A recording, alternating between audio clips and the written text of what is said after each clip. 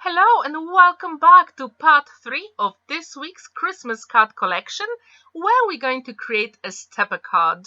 You can use that technique for any occasion, but as you know, this week it is all about Christmas, so let's dive in and let's have a look at the products we're going to use. I used this beautiful Christmas angel from Nativity collection from Crafter's Companion, and it is cut and emboss folder where we can emboss and die cut the angel at the same time. I'm also going to use 3 kings, edgeable, and you can use that die for so many different techniques. First, we're going to create our base. So I've got 12 by 6 inches cut and I've got my trimmer. However, I'm going to use as a scoreboard here to show you how to create our stepper card base. First, I'm going to score it at 2.5 inches on one of the longest sides. Then I'm going to turn it, and first I'm going to score it at 7.5 inches up to the score line. And this is really crucial, we don't go over those score lines, just up to the line.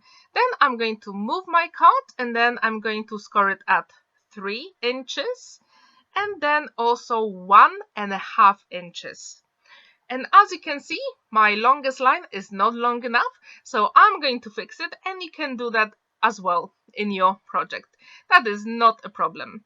So first we score 2.5 inches on the longest side, then 7.5, 3 and 1.5 inches. And literally that is our base for today's card. Super quick and simple. Now I'm going to use my craft knife and a craft mat because I found it the easiest way to create stepper cards. If you are interested in more stepper cards, in the top right corner I've got a video where I created 3 different Christmas stepper cards, so check this one out. Now I'm going to use my fingers to fold all those lines. As you can see, super quick and simple. You can also use a bone folder or a scoring tool, and our base is ready. Super quick and simple. Now I'm going to use that edgeable die and use 300 GSM white card, and I'm also going to emboss and die cut that beautiful Christmas angel. And I use white card for that as well. So as you can see, that will be our focal element of the card, and using our scissors we can actually create different elements for today's card. And that's what's really amazing about edgeable dies. You can actually use some of the elements to create a variety of projects. And as you know, this is a part 3 of this week Christmas cards. At the end of the video I'll link the 2 previous videos if you haven't seen those yet. Now I'm going to use my ruler and measure exactly how big my panel should be. And I also use gold mirror card to back my focal element. And I use my trimmer to make sure that my angel is big enough so it fits on the gold mirror card. And using inks from my stash and ink blending tool, I'm applying the color on the sides of the embossed panel. And all the names of the products I used today will be in the description down below, so you can check them out if you're interested. I really encourage you to have a look at your stash and use the inks that you haven't used in a long time. Now I've got a piece of acetate and I'm going to adhere it on the back of our angel panel. And actually using acetate you can create so many different looks. This time I'm not going to create a shaker card, I'm going to create a really different look with acetate.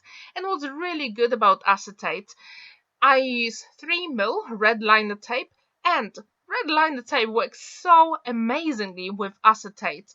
It works so quickly and the acetate is adhered literally at no time. What is your best way to adhere acetate? Please let me know in the comments down below. Okay, so when we are ready, I'm going to use my pokey tool to peel off that backing of red liner tape, and our project will be nearly done. Okay, maybe not yet, but that will be one of the first steps. And if your acetate is slightly bigger, then you can turn it over and use your scissors to get rid of the excess of acetate. Super quick and simple. And this gives you really beautiful and unique look. Now I'm going to use Gilding Polish by Cosmic Shimmer, and I'm going to apply it really gently with my finger. So as you can see, I put it on the side of my glass mat, and using my finger, I'm spreading the color around. And what's really good about this, when you use embossed panels, the colors pop so beautifully. And I think for any Christmas project, blue and gold, oh, such a beautiful combination. Now I use gold matte Centura Pearl, and I emboss and die cut that Christmas angel again. I just wanted to have a little bit of variation with gold mirror cut and gold Centura Pearl matte. As you can see, I'm using my scissors to cut around the angel, and using a pokey tool, I'm just getting rid of all those small elements because we don't need them for today's project.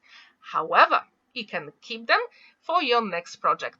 And I also wanted to make sure that the gown of the angel is still there. Now I'm using my one and only magic glue, and I adhere that angel on top. For the back of my angel, I'm going to use that beautiful special glitter from DecoArt, and it's called Glamour Dust Crystal. And the name of it will be in the description down below. But before I do that, I added 2 bits of double-sided foam adhesive on all the sides, and I put liquid glue on the wings of the angel, and then I'm sprinkling the glitter on the wings.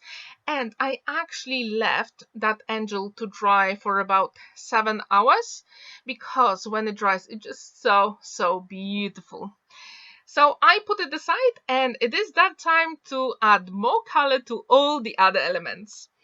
And as you can see in this video, I use exactly the same aqua markers from Spectrum Noir tricolor markers as I use for my other 2 projects this week, and I'm literally putting a little bit of color, and using a wet paintbrush, I'm spreading the color around.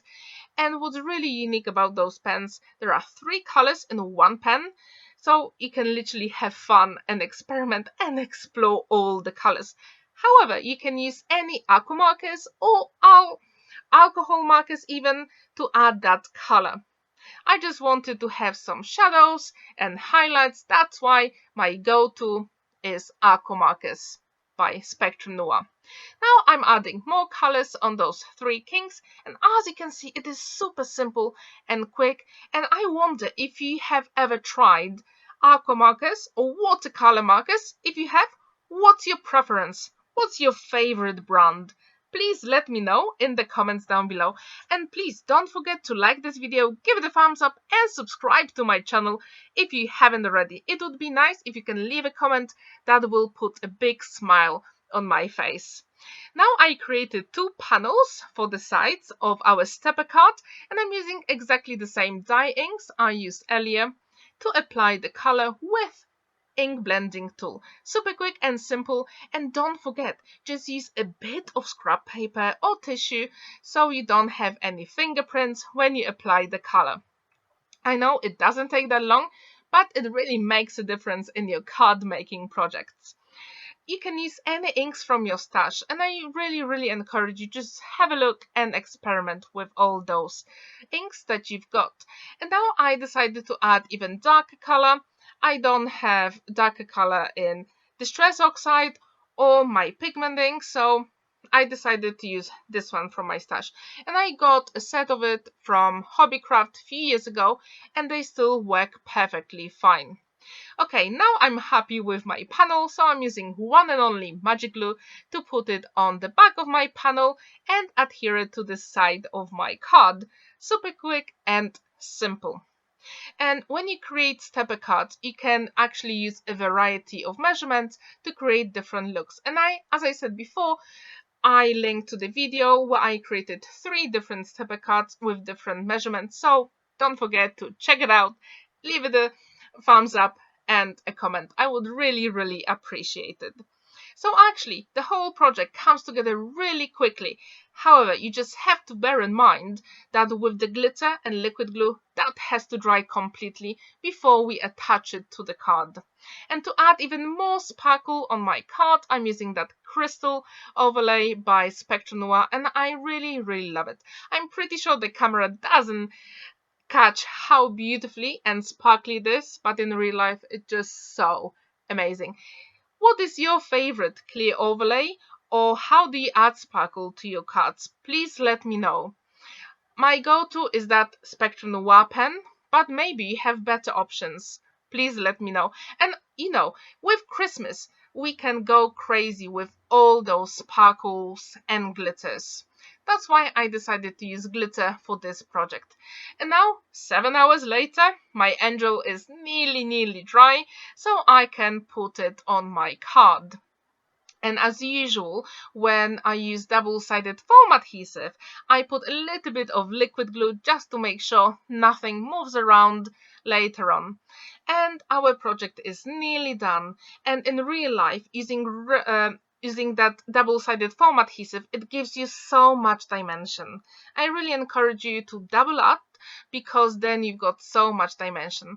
I added the sentiment in Polish saying Merry Christmas, and then it is that time to add some small gold gems for the sky as stars. What do you think about using gems as stars?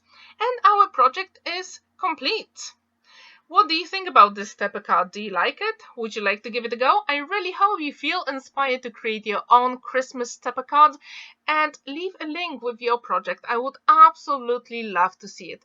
And now you can see all those cards I created this week side by side, and I really wonder which one is your favorite. A stepper card, Z-fold card, or easel card? Please let me know in the comments down below. Also, as I said before, on the left and on the right, you can check those cards with Christmas Angel. I really hope you feel inspired to create some Christmas cards this September. Have a wonderful day and happy crafting. Don't forget to like this video, give it a thumbs up, and see you in the next video.